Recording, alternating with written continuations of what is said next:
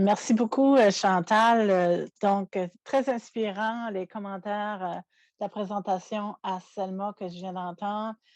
Puis ça s'enligne très bien avec justement un des objectifs du réseau des musées acadiens, donc de mieux cibler nos visiteurs. Puis l'élément de recherche vient renforcer ça. Donc, c'est super intéressant, merci. Donc, avec moi, évidemment, j'ai Rachel Lapointe, directrice générale du Musée acadien de Bonaventure. Donc, on va vous présenter le projet des réseaux des musées acadiens.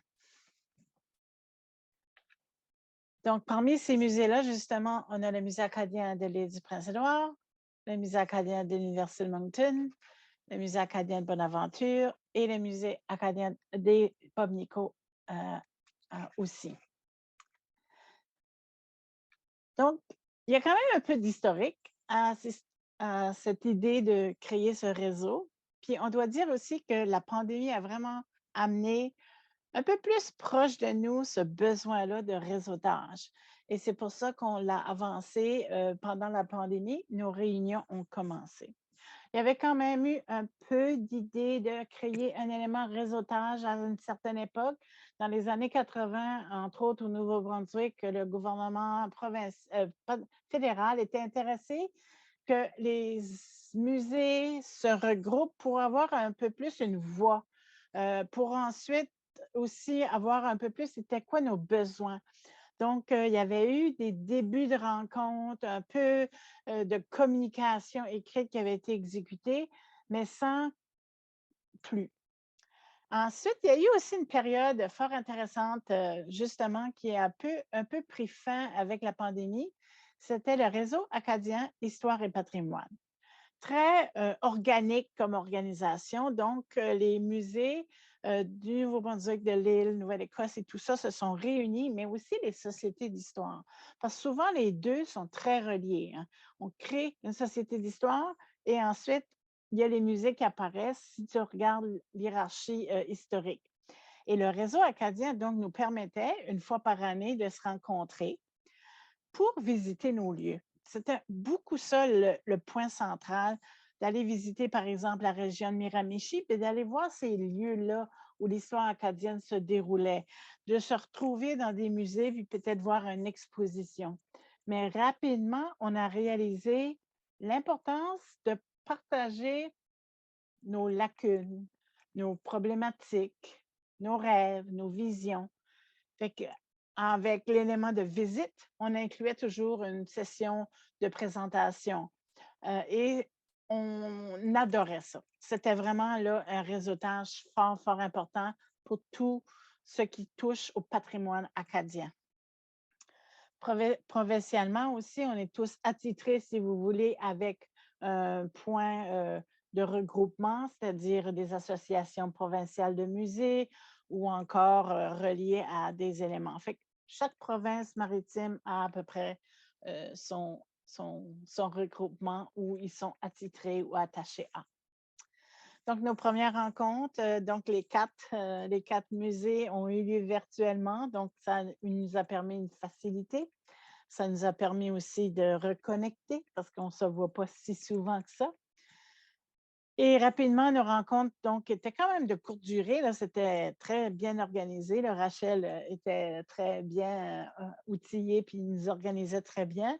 Donc, c'est quoi nos besoins? C'est quoi les ressources? C'est quoi notre problématique? Et on commence à ce moment ici à parler de la suite.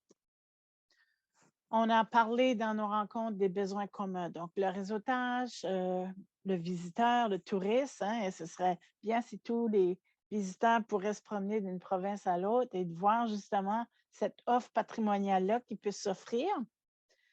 Nos contenus qui sont similaires, c'est la même histoire. Allez, il y a peut-être des musées où il y a un élément local, mais c'est la même trame historique. Donc, comment on fait pour mieux s'outiller ou mieux comprendre qui nous sommes entre nous pour ensuite avoir une offre intéressante pour le visiteur? On a aussi réalisé qu'il y a peut-être des outils que certains d'entre nous avaient qui pouvaient peut-être être offerts aux autres. Par exemple, on a beaucoup vu l'intérêt pour les guides d'animation, les guides pédagogiques. Donc, comment nous, on fait ça pour ensuite peut-être l'outiller dans nos musées respectifs. Donc, peut-être qu'il y aurait des éléments formateurs qui pourraient être faits. Et on a réalisé aussi nos capacités. On a tellement de compétences entre nous, donc pourquoi pas se partager ça? Les collections viennent au même point que la trame historique, là. Donc, nos collections, il y a des pièces qui sont dans certaines collections de musées. Puis moi, c'est sûr que pour les collections, ça m'intéressait beaucoup parce que quand on crée une exposition, on veut bien représenter les maritimes, on veut bien représenter notre histoire, mais peut-être que la pièce historique n'est pas dans ma collection au Musée acadien de l'Université Moncton, mais plutôt au Musée acadien de l'île du Prince-Édouard.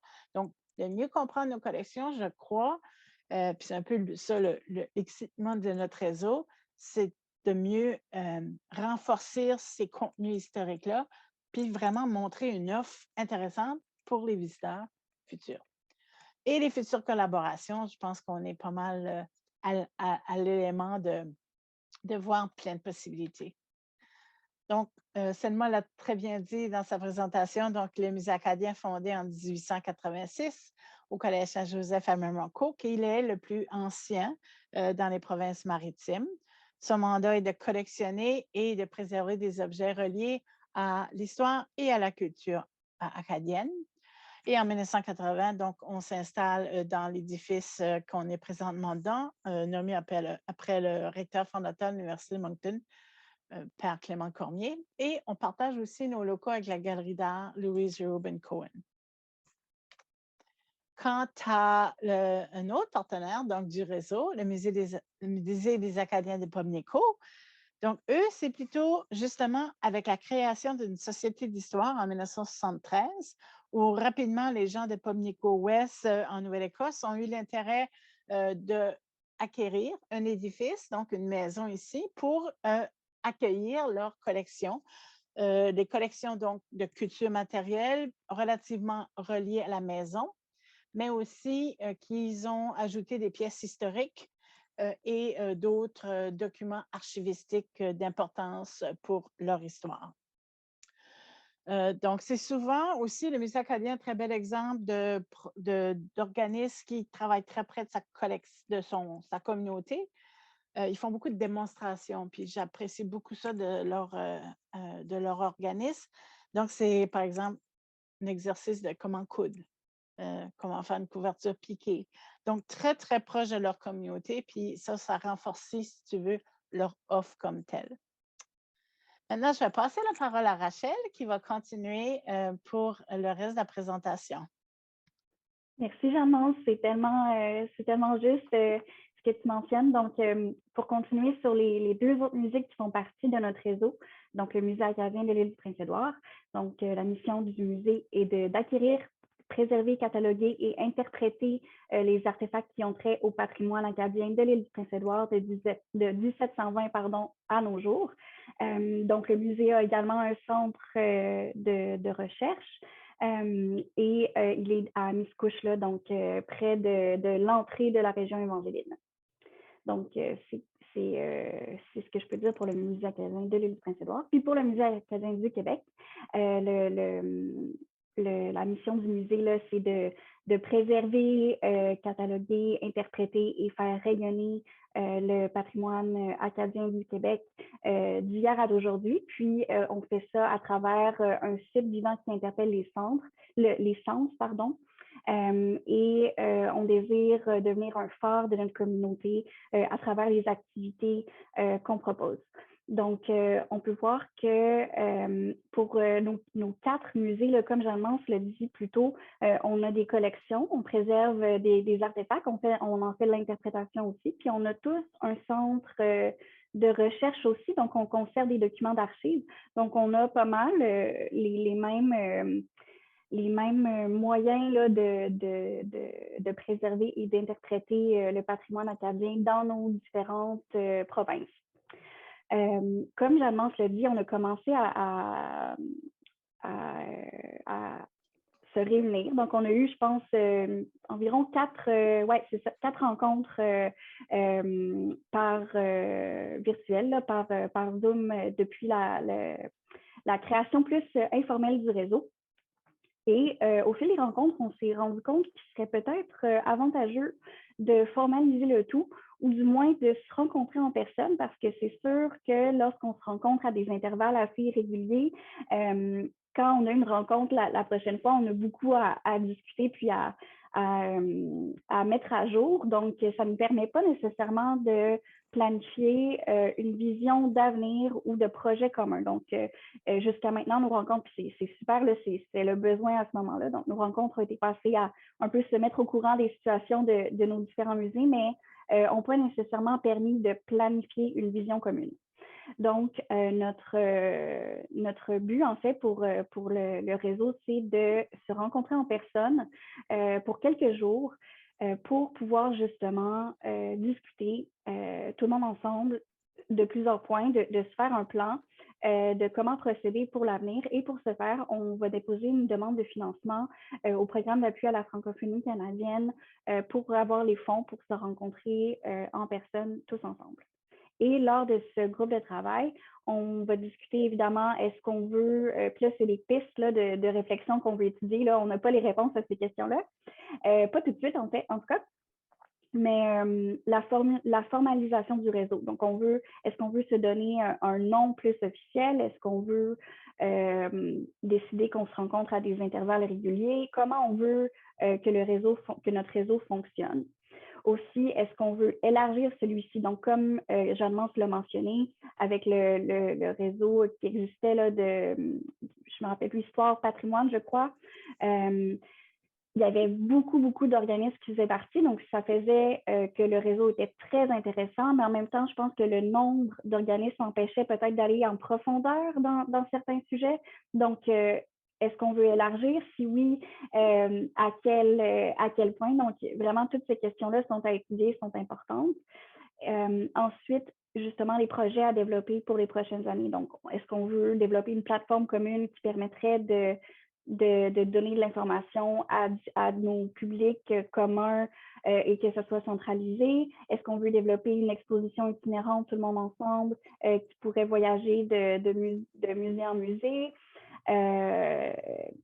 Les possibilités sont infinies. Donc, je pense que c'est là où on est rendu. Puis ça nous a permis, en tant que réseau, de collaborer ensemble, justement, comme Jeanne-Mance le si bien dit, de parler, oui, de ce qui fonctionne, de ce qu'on a comme collection ou comme spécificité dans nos musées, mais aussi peut-être ce qui marche moins bien. Puis c'est à travers ça qu'on peut vraiment connecter et essayer de trouver des pistes de solutions ou des projets communs qui vont nous permettre de développer une valeur ajoutée, en fait, et qui vont faire que le réseau va avoir de l'importance. Mais je pense que même si on a eu quelques rencontres informelles jusqu'à l'instant, je pense que c'est très apprécié par tout le monde et ça me donne une vision, peut-être une volonté de continuer avec ça parce qu'on est tous ambassadeurs, en fait, des différentes institutions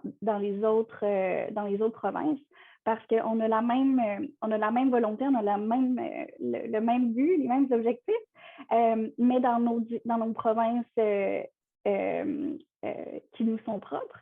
Et notre désir, c'est de développer ça et de sensibiliser aussi